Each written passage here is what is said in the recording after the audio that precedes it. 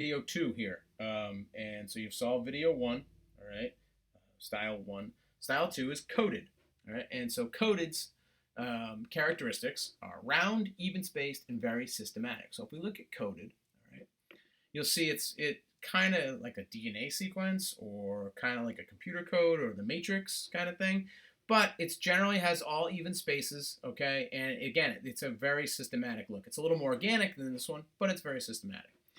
If you can't find, hopefully by now you have bookmarked the Google site, all right, our Google site. If not, again, there's a link in the curriculum, all right, in the in the Google Classroom.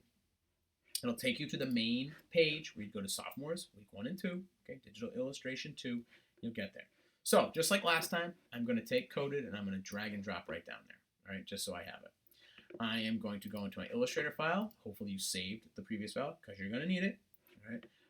And I'm going to look at my originals and my illustrations. I want to click on the originals layer, right, and I'm going to drag and drop this in here. Now, if for some reason you drag and drop it on the illustrations layer, you can cut it and paste it. You can delete it, drag and drop, whatever you want to do. Just make sure it's on your originals layer. I'm going to move it down, and I'm going to lock it. All right. So, a couple of things to talk about first beforehand. We're going to be using rounded rectangles here to create this. All right. Because if you try to use an ellipse, you end up with this, okay? So you have the rounded rectangle tool, which gives you automatically a rounded rectangle. You'll notice that the width of your rectangle affects the arc, okay, and how big your arc is. And you'll notice that there's only a certain way you can go with your arc. So when you create your rectangle, you have these 4 little circles in here. And if you click and drag on those circles, you can actually change your arc. You can make a rounded rectangle, not a rounded rectangle, okay? So you have the ability to adjust that with those. Now, if you want to, you can actually just click on one first, then pull it, and you can actually pull just one corner and affect just one corner, which in some cases for certain things can be really cool. But that's how you can work with the rounded rectangle, all right? So we're going to use the rounded rectangle to create this. The first thing I'm going to do, and I'm going to do this for basically a couple steps ahead, is I'm going to create a circle that's the same shape as this, all right, so that I have it. And I'm just going to go ahead and line it up, and let me get rid of my fill so I can see this. Make sure you're not stretching it. Make it a circle, all right, and just kind of check it out. That looks pretty good, all right. And I'm going to bump this over here for now, and I'll show you why in a second why we need that, all right. Now, I want to create all of my shapes, okay. So I'm going to grab my rounded rectangle tool, and I'm going to create one that I think is about the right shape and size, okay. The first one's always the hardest, all right? So I'm going to rotate this, and I need to try to get it to about the right angle. You notice my smart guides are going to start affecting me, so I am actually going to turn them off for this particular piece. They are really cool. Smart guides are great until you're trying to do something like this, and it's lining up against something that you don't want it to line up against. And now I'm going to kind of move this around, and this is, you know, if you're, you know, a micromilliliter off, it's not going to be a big deal, but you want to get it to the shape that you're trying to get it to, and so I'm going to use this shape, and then I'm going to make sure I round these off as much as possible. And again, it might be slightly off, and that's not the most terrible thing in the world. It's okay. It's also a pixelated image, so it's hard when it's not a vector to really line it up, because you'll notice the edges are very jagged. That's why vectors are much better than raster images. So I'm trying to get the angle more so than anything else, and I'm just going to take another second to bump it to where I think I got it. I feel like it's still a little off. Yeah, there you go. So now I've got my first one. This is the one that all of the others are going to work off of, all right? So I am going to start with them as black, and I'll show you the overlaps in a second. And I'm going to click and hold. I'm going to hold the Option key, and I am going to drag my shape to all of these guys. And I'm just going to keep doing that. Don't worry about the overlap. We're going to fix that momentarily. Just drag all of these like this, okay? And again, I'm just holding the Option key, and I'm Option key dragging, all right? Go around. This one actually has an end to it, so I'm going to come back down, okay? This one has an end to it, so I'm going to come back down, about there. This one has an end to it. And you can see what I'm doing, and I'm going quick. You should take a little more time in this, but, and don't use the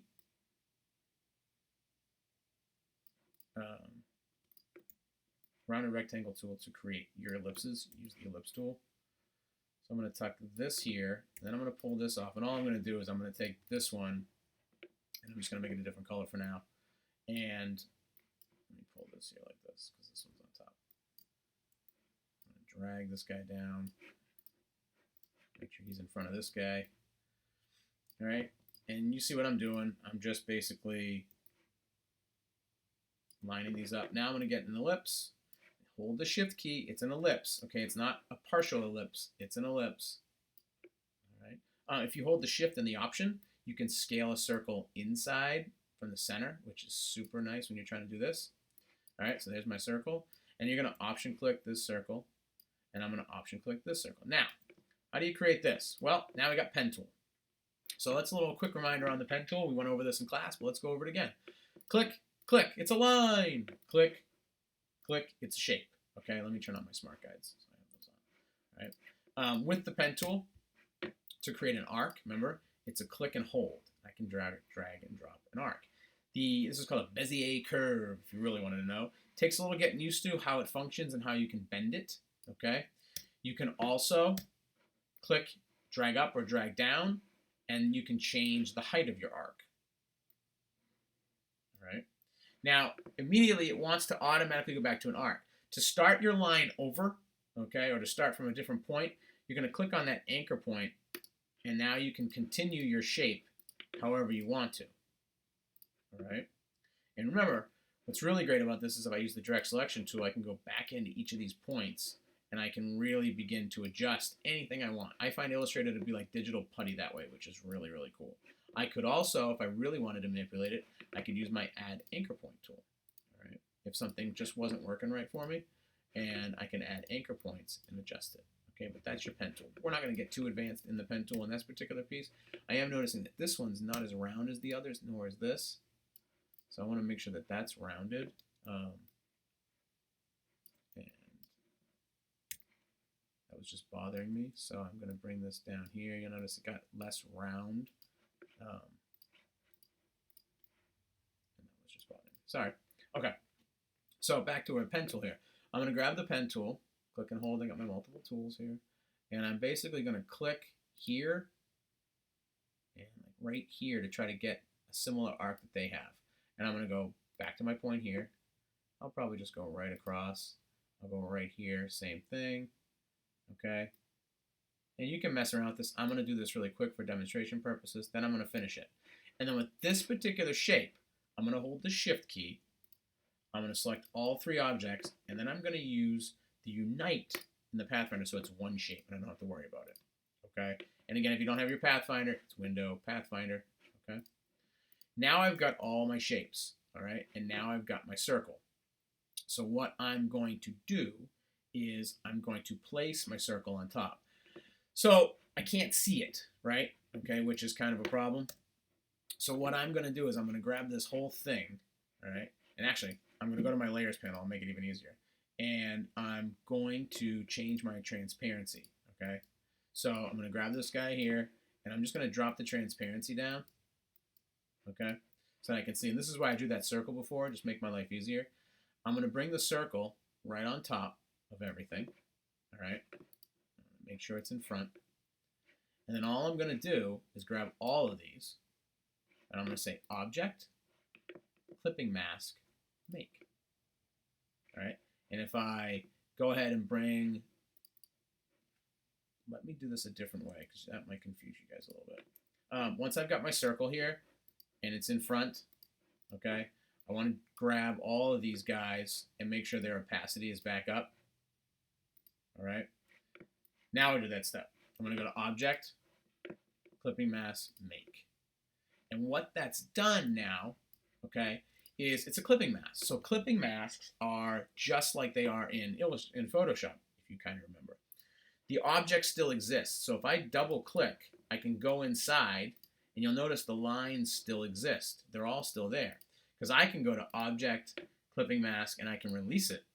And it's still there. So it never deletes it. It just covers it. It masks it, which is great. Now, I need to change my colors, right? So I'm going to use the direct selection tool, and I'm going to click each piece that I need to change. I'm going to hold the shift key, all right? And boop, missed a step, sorry. So let's talk color management here, okay? Illustrator starts with all these colors. You don't need them. We're not using them, okay? They can be confusing. So now that we're going to be working in color, we were just doing black before, we're going to click on the red. Don't delete the black. You'll need that at some point. Click on the red, okay? Slide all the way down, hold the shift key, click. Again, click on the red, move it down, shift key to the last color, and delete. Delete all your swatches, all right? Part of this little process is learning how to manage your colors a little bit here, okay, and be organized, because if you're not organized, it's really difficult, as I'm sure some of you find, all right? I'm going to create a new folder in my swatches, and I'm going to call that one Coded. And that's where all my colors are going to go, all right? So I'm going to grab my color picker, and I'm going to drop on this green. And sometimes I find clicking and then clicking and holding helps it. You'll notice sometimes you click and drag and it won't let you, and it just takes a couple of clicks. I'm going to get this light blue color, click, click and hold, okay? I'm going to get the dark blue color, click, click and hold, right? And then I'm going to get this sort of teal color, click, click and hold. So it's a 4-color piece, okay? So now I have all of my coded colors. You're going to do this for each of the remaining pieces, the remaining styles, all right? So now I can do this. I'm going to grab my direct selection tool and I'm going to click on this one. I'm going to hold the shift key, click on this one, click on this one, and click on this one. Looks like I forgot one circle, but that's okay. All right, click on this one. Now, all right, I am going to create, these are going to be the teal color, right? Is that the one I chose? Yep, teal color. Okay, man, does that not look as green as that? So I'm actually going to go in here and I'm going to add a little green to it because it just doesn't look the same as that one. You can keep it if you want to. I'm just being particular. The color picker's not picking great colors. All right, now I'm going to try the light blue. Shift key all the way around. To be honest with you, like, I want you to create the color swatches. I want that. If the colors are a little off, I'm not worried about it. All right, you're going to be using the tree colors when you do this. You're not going to be using the coded colors when you do this. Nope. All right, and these are going to be the light blue. Okay, let me get the green. See, I made one already that wasn't supposed to be green. That's that pea green color, and give me dark blue. Okay, now you notice I forgot a circle. So what you can do is you can basically double click inside your object, click this guy, hold the option key, drag it right on top. Okay, it is the green color, and then you can escape or click out of here, and he will be part of the color scheme. I did forget this little guy here. Here you are. Okay, so to make any changes, if you wanted to go back in and adjust this, you could zoom in a little bit. You can double click, which puts you inside of the mask, okay? And you'll notice this one kind of doesn't have the right shape, so I'm going to pop that out a little bit, okay? And you can sort of adjust it if you need to, all right? But you'll notice the style is there, okay? And again, when you create the tree, you're using colors on the trees. So if your blue isn't the same, or if your green isn't, is a little off, you'll notice my color picker didn't pick a great green. I just went crazy and changed it. That's okay. What's most important is those characteristics that I have listed. That's why they're listed, okay? Rounded, even-spaced, systematic. So if you look at mine, it's rounded, even-spaced, systematic. Where people have trouble is where these spaces are all different, and it's because they don't follow the technique that I just showed you.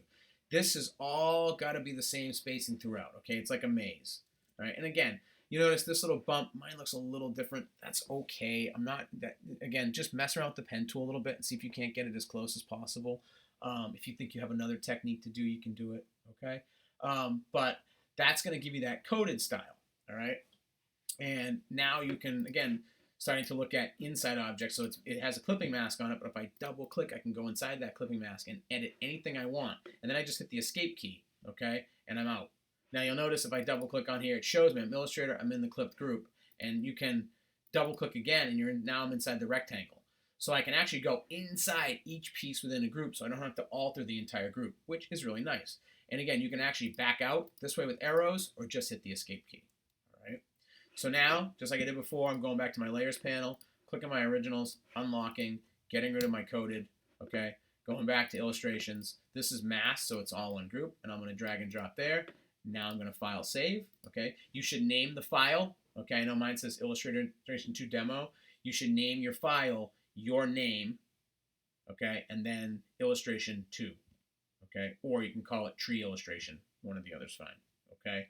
But your name should be on the file always, always, always. Okay. I know you hand it in Google Classroom. I know whose file it is. Generally speaking, once I see you guys start doing these and working on the trees, I know whose trees everybody's. Okay, but it's really, really important to get used to naming your file something that you can find it. Okay. I always joke with my wife, who has her MP3s, and 7,000 of them are named untitled, and you can never find a song that you want. All right. So once you save that, then you're good to go. Okay, and then you can work on the next step. So again, if you're waiting, you can either go back and work on your tree for this one, if you're done with that, or if you've gotten the approval from me anyway, you can move on to making the tree with this. Okay, in this particular style, using rounded rectangles and space and shapes and all that. Okay.